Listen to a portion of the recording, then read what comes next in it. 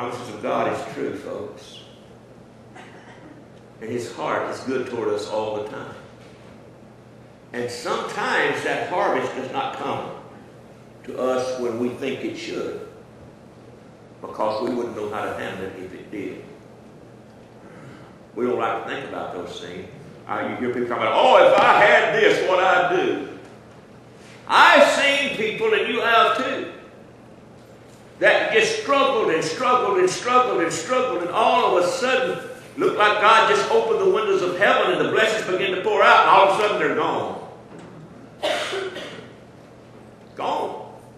Because they didn't need God anymore. They had what they'd asked for, and they didn't need God. See, God's heart towards you is for good all the time. But He's not fixing to hand you something that's going to tear you down. Sometimes the devil will have you plant seeds that will prosper you, but it'll kill you in the end. You know the devil doesn't care if you prosper naturally. He doesn't care. There's folks out today that's millionaires that the devil is slowly killing, and they think they're blessed. See, whatever it takes, the devil wants you dead. But God will prosper you, and there is no sorrow in His prospering. Amen. So when we sow those seeds that He told us to sow, and that's another thing, folks. God gives seed to the sower. The Bible declares that. He giveth seed to the sower. And as we speak, we're sowing seeds. And whatever we do that's lining up with the Word of God, we're sowing those good seeds. But so many people start scattering those things, or the seeds that God has given them, without any direction from the Lord. And what would have been a good seed winds up in bad ground. A seed won't grow on a rock unless it's grass. You ever notice that? I've seen grass growing out of the side of a brick building. But good seed has to have good ground. And sometimes we just get so carried away with what the revelation that God's given us, we just start throwing seeds against the wall and expecting. No, if you sow in bad ground, the good seed that would have grown into a great harvest will die. Read the parable of the sower. So, when God gives us the seed, He also He wants us to follow in His direction. He's always God. He's always God. We're not always attentive. And again, sometimes when I'm teaching around here, I feel like I'm teaching to myself. Because all these things I'm telling you, it's come from experience. In all these years that God's blessed me, I've had some of it. Experience. But in that power of the seed, it does not, as long as we do not put it up, the power of the seed will continue to bring forth the life that God has put in. Now, if we'll look over in Genesis 22, we're talking about between the seed being sowed and the harvest is that time of faith. In Genesis 22, we'll find, if you go back and read that story about a man named Abraham, we've talked about it a lot around here. God had called Abraham out of the land of his birth, over there where they were worshiping the moon and all kinds of gods. And God began to move on Abraham and told him to come out of that land, and He's going to give him a land and send him into a land of promise. He promised Abraham a son. And Abraham is already old, and his wife is already old. A child of faith. See, God had told Abraham that He was going to give him Isaac. And when his wife, way past childbearing age. Between that promise and the reality was the faith. Now, Abraham got wavered in there a little bit, got wavered and had another child while he's waiting on God's promise. And we still got problems over that because he didn't follow God's direction. But Isaac was born, and the Lord told Abraham to take him up on a mountain and to sacrifice him, the seed of promise. And we find in that chapter 22 that Abraham did exactly what God told him. He went up on a mountain called Moriah and prepared to sacrifice Isaac, which was his child of promise. And we know that story as he began to bring the knife down to kill Isaac. The Lord stopped him. And the Bible said that the Lord received Isaac in a figure. We read that story and we wonder, what in the world is God doing? I saw the other day where a fellow said that was child abuse, regardless of how you look at it. Taking his son up there going, no, that's a life-saving experience.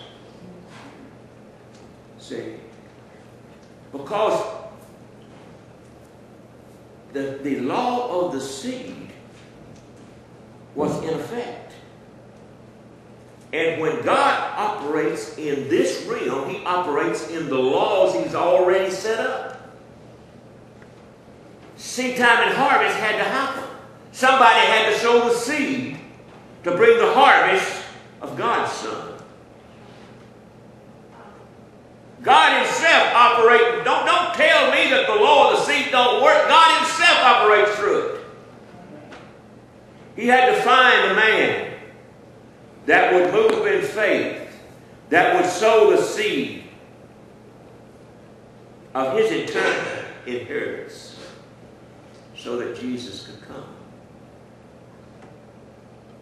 Long time between the time when Abraham started to sacrifice Isaac to Jesus. But Abraham died looking forward to the time. He saw it afar off. Afar off. On that same mountain, hundreds of years later, God sacrificed his son so that we could live. But he had to work through his own law. And see, as Abraham was about to sacrifice Isaac, he told Isaac, he said, God will provide himself a lamb. When Isaac asked him about where was the lamb for the offering. And when Abraham moved in obedience and the Lord stopped him, he looked over there in a thorn tree and there was a ram with a crown of thorns. Caught in the thorns. Caught in the thorns. It was a type. It was a shadow. It was showing Abraham what was to come because of the seed that he had planted. Let's read that. We'll start in verse 16, 22. The angel of the Lord speaking to Abraham. And said, by myself have I sworn, said the Lord, for because thou hast done this, and hast not withheld thy son, thy only son, that in blessing I will bless thee, and in multiplying I will multiply thy seed. You see that? As the stars of the heaven, and as the sand which is upon the seashore, and of thy seed shall possess the gate of his enemies. And in thy seed shall all the nations of the earth be blessed, because thou hast obeyed my voice. Abraham planted one seed, Isaac. But do you understand that a seed does not just produce one seed?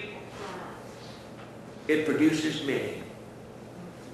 Many. He said, because you've done this, your seed is going to possess the gate of his enemy. All nations will be blessed because of what you just did. How does that work? It works, folks, through the law of seed. It works. You're sitting here today because one day Abraham offered his son. A few years later, God offered his. You and I are here saved because God offered his seed. Because of what Abraham had done. Hebrews 11, 17 and 18 says this. By faith, Abraham, when he was tried, offered up Isaac. And he that had received the promise offered up his only begotten son, of whom it was said that in Isaac shall thy seed be called. He had received the seed, Isaac, but if he had never planted the seed according to God's direction, the blessing couldn't have come on you and I, folks. See, the promise of Abraham's eternal inheritance lay far ahead.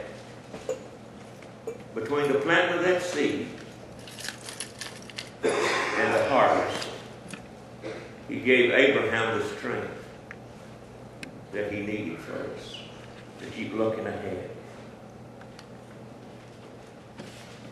This morning, God has given you and I the seed for our future. It's already in your hand.